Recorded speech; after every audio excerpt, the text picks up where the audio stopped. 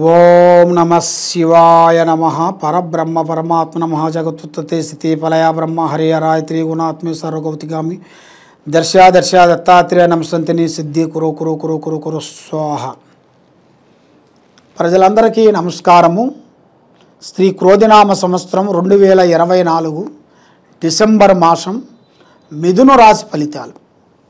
ఈ మిథున రాశి వాళ్ళకి గ్రహస్థితి ఎలా ఉందా అనేది ఇప్పుడు మనం తెలుసుకోబోతున్నాం. గ్రహస్థితి యోగం అనేది అదృష్టము, జీవితము, లలాటకము, యోగము. వీళ్ళకి మృగశిర నక్షత్రము, ఆరుద్ర నక్షత్రము, పూర్వాస్తు నక్షత్రము కలిస్తేనే మిథున రాశి ఫలితాలు. ఈ రాశి వాళ్ళకి ఆదాయంలో 5, ఖర్చులు 5, అంటే సేమ్ వాళ్ళు ఎంత సంపాదిస్తారో అంత ఖర్చు పెట్టేస్తుంటారు.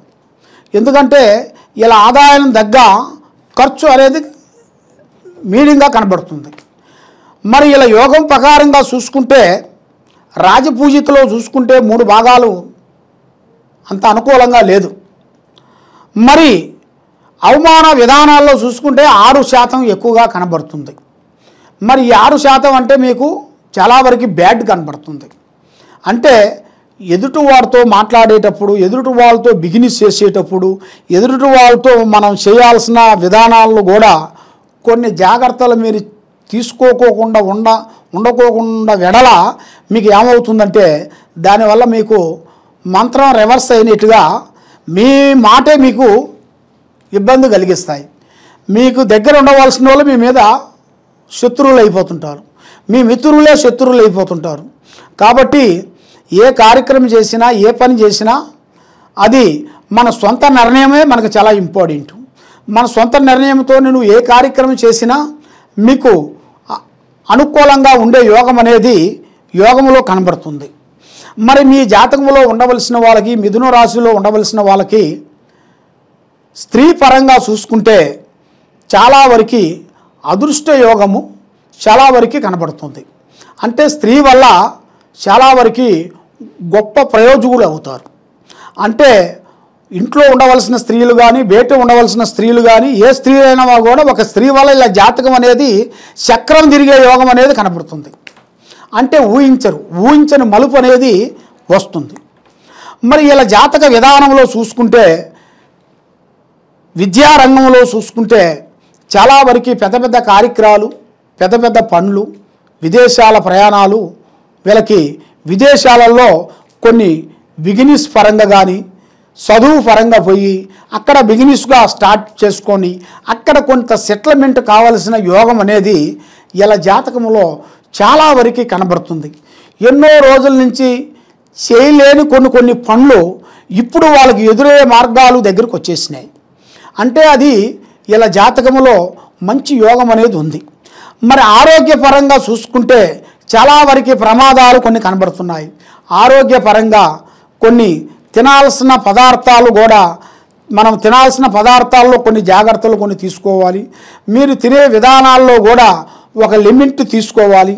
ఆ లిమిట్ మీరు తప్పారనుకోండి చాలా వరకు ప్రమాదాల్లో పడతారు నాయన. దానివల్ల చాలా వరకు సికాకులు, ఇబ్బందులు కొన్ని ఎదురయ్యే మార్గాలు ఆడవాళ్ళకు కానీ మగవాళ్ళకు కానీ మీ జాతకంలో కనబడుతుంది. తర్వాత మరి మీకు బిజినెస్ పరంగా పెద్ద పెద్ద బిజినెస్లు, పార్ట్నర్షిప్ విధానాల్లో మీరు పెద్ద పెద్ద బిజినెస్లు కొన్ని స్టార్ట్ చేయాల్సిన కొన్ని దగ్గరికి వస్తున్నాయి. మరి మీరు ఊహించని విధానాలు, పార్ట్నర్స్లో మార్పులు, చేంజెస్ మీ జాతకంలో అతి దగ్గరలోనే కనబడుతున్నాయి.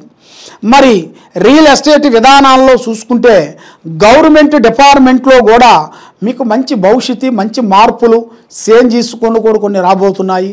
మరి మీకు ప్రమోషన్ మార్పులు కూడా, మీ పై ఆఫీసర్లు కూడా మీకు ఒక మంచి గిఫ్ట్ రూపంలో మీకు ఏర్పాటు చేయాల్సిన యోగం అనేది మీ జాతకంలో కనబడుతుంది. అది కూడా మీరు ఊహించరు. మీరు ఊహించని మలుపు, ఊహించని విధానాలు మీ జాతకంలో చాలా వరకు కనబడుతున్నాయి. మరి ముఖ్యంగా ప్రేమ సమస్యల్లో చాలామంది సతమతమైపోతుంటారు. ప్రేమ విశేషాల్లో మనం ప్రేమించిన వాళ్ళు కొన్ని రోజుల తర్వాత తల్లిదండ్రుల మాట విని లేదా వాళ్ళ స్నేహితుల మాట విని వాళ్ళు మన గురించి మిస్అండర్స్టాండింగ్ చేసుకుంటారు. ఎందువల్ల అంటే మనం ఇన్ని రోజులు ప్రేమించిన ప్రేమని వాళ్ళు తక్కువ అంచనా వేసేసి ఇక ఈ ప్రేమే మనకి ఇంపార్టెంట్ అనుకుంటా అని మనల్ని తక్కువ అంచనా వేసి కొంతమంది స్త్రీలు, అందరూ కాదు కొంతమంది స్త్రీలు, ఆ స్త్రీలు చాలా వరకు వాళ్ళు కొంత విధానాన్ని నడిపిస్తుంటారు. ఎందుకంటే వాళ్ళ తెలివితేటలను ఉపయోగిస్తుంటారు. వాళ్ళ తెలివితేటలకి వీళ్ళు బలైపోతుంటారు. అప్పుడు వీళ్ళు ప్రేమేలే అనుకుంటారు, ఇది ప్రేమేలే అని అనుకుంటారు. కానీ అది ప్రేమ కాదు, అది ప్రేమ కాదు. ప్రేమ అనేది అది ఇద్దరి మనసులో నుంచి రావాలి. తన లేదు నేను లేను, నేను లేని తన లేను అన్నట్టుగా అలా అనిపించాలి, అది ప్రేమ. అంతేగాని ప్రేమ అని నాలుగు పార్కులు తిరిగి 4 సినిమాలు తిరిగి వస్తే ప్రేమ కాదు అది. ప్రేమ అంటే ఒక మనిషిని చూడంగానే ఒక మనసులో నుంచి పుట్టాలి. ముఖము చూడంగానే ఆ కళ అనేది ఆటోమేటిక్గా రావాలి. ఆ ప్రేమ అనేది ఆటోమేటిక్గా కనెక్ట్ అవుతుంది. అంతేగాని ప్రేమ అనేది దాంట్లో చాలా విధానాలు ఉంటాయి. సూపులో ప్రేమ సూపు ఉంది, దొంగ సూపు ఉంటుంది, దాంట్లో ప్రయోగ సూపు ఉంటుంది, దాంట్లో స్థాన సూపు ఉంటుంది, దాంట్లో యోగ సూపు ఉంటుంది. ఆ విధానంగా ప్రేమలో కూడా ఆ విధానాలు కొన్ని ఉంటాయి.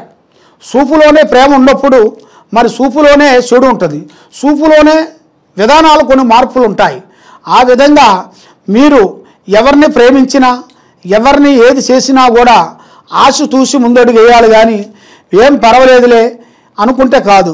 మన జీవితం అనేది ఈ కలియుగంలో భగవంతుడు మనకిచ్చిన మానవ జన్మ ఈ ఒక్క జన్మే, మళ్ళీ ఇంకో జన్మ లేదు. దీంతో స్టాప్, ఇక ఫుల్ స్టాప్ అయిపోతుంది. ఇక మళ్ళీ మానవ జన్మలో మనం పుట్టాం. ఇక ఏ రూపంలో పుడతామో చెప్పలేము.